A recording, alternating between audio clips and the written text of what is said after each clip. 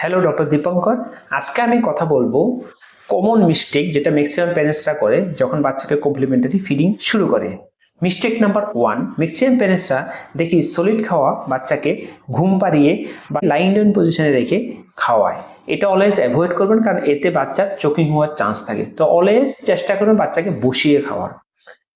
Mistake number 2, maximum প্যারেন্টসরা দেখি বাচ্চাকে forcefully খাওয়া দিতে শুরু করে। তো এটা দিলে কি হবে, বাচ্চার মনে একটা ভয় ঢুকবে।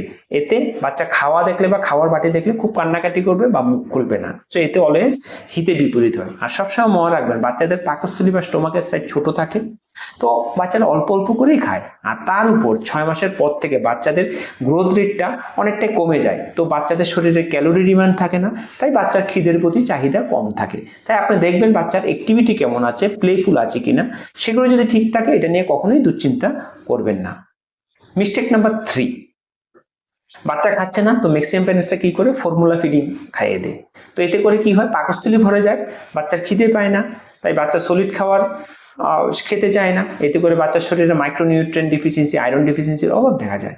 তাই আমি সব প্যারেন্টসকে বলবো, অ্যাটলিস্ট সলিড খাওয়ার 1.5 থেকে 2 ঘন্টা আগে এবং 1.5 থেকে 2 ঘন্টা পর কখনো আপনারা ফর্মুলা ফিডিং দেবেন না। এটা অলওয়েজ অ্যাভয়েড করবেন। মিস্টেক নাম্বার 4, বাচ্চাকে খাওয়ার সময় ম্যাক্সিমাম প্যারেন্টসরা গ্রাইন্ডারে পেস্ট করে বা লিকুইড করে দেয়। এতে কি হয়, ইজিলি বাচ্চা খেয়ে নেয়, কিন্তু বাচ্চার চাবাতে শেখে না, চেইং মুভমেন্ট ডেভেলপ হয় না।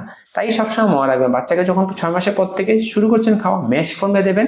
আর বাচ্চার খাওয়া চিবানোর জন্য দাঁতের কোনো প্রয়োজন নেই, গাম মানে দাঁতের মাড়ি এবং টাঙই যথেষ্ট। মিস্টেক নাম্বার 5, বাচ্চাকে খাওয়ানোর সময় ম্যাক্সিমাম প্যারেন্টসরা বাচ্চাদের মাইন্ড ডিস্ট্রাকশন করার চেষ্টা করে, বিভিন্ন খেলনার জিনিস দিয়ে অথবা মোবাইল দেখিয়ে অথবা টিভি দেখিয়ে এটা করে। এতে কি হয়, বাচ্চা বুঝতে পারে না কতটুকু করে খাচ্ছে।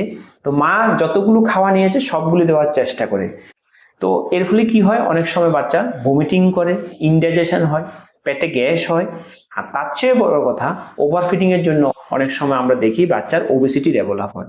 আর সবসময় মনে রাখবেন, খিদে পাওয়াটা this is a natural phenomenon. তাই বাচ্চা যাতে খিদে পায় এবং বাচ্চা যাতে খাওয়াটাকে এনজয় করে, সেটার দিকে লক্ষ্য রাখুন। তো মাইন্ড ডিস্ট্রাকশন একদমই করাবেন না যখন আপনার বাচ্চাকে আপনি খাওয়া দিচ্ছেন। তো এই মিস্টেকগুলো ম্যাক্সিমাম প্যারেন্টসরা করে। তো এই ভিডিওটা ভালো লাগলে আপনারা কাইন্ডলি অন্য প্যারেন্টসের সাথে অবশ্যই এটা শেয়ার করবেন। সবাই ভালো থাকবেন। নমস্কার, হ্যাপি প্যারেন্টিং।